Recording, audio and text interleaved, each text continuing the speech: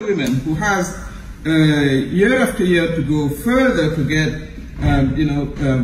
fresh water, to get wood for cooking, and those who are sitting in conferences. I mean, there is an ocean between both, and maybe that's where we need to work to reduce that distance.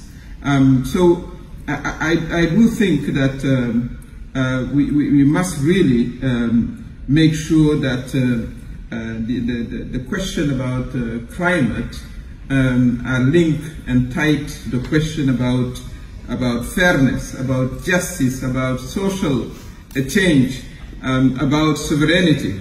I think it has to be framed within that, because there will be no funding for climate if there is no funding for development. Both are linked. It's obvious.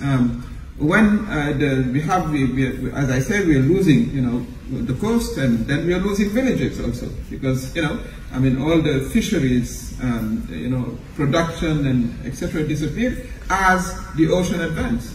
So there is more, if you can find more acute development issue than that, so it both goes together. And I also like to say that Africa's future must not be framed through the lens of vulnerability. I think it's important also.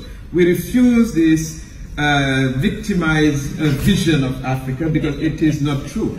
Let me tell you, in 1960, well, let's recall always to know where we're coming from. We're not sure we were bound to exist until now. 1/3 of the population of Africa has been exported to the Americas throughout, and that was the most valued people and arms, and for centuries. After that came colonization, and came also so many brutalities and aggression. But yet, we developed an extraordinary resilience, and we're still here. In 1960, the life expectancy was 49.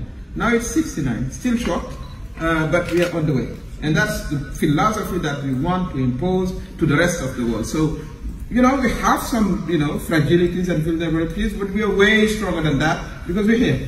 And, over history, some civilization didn't resist.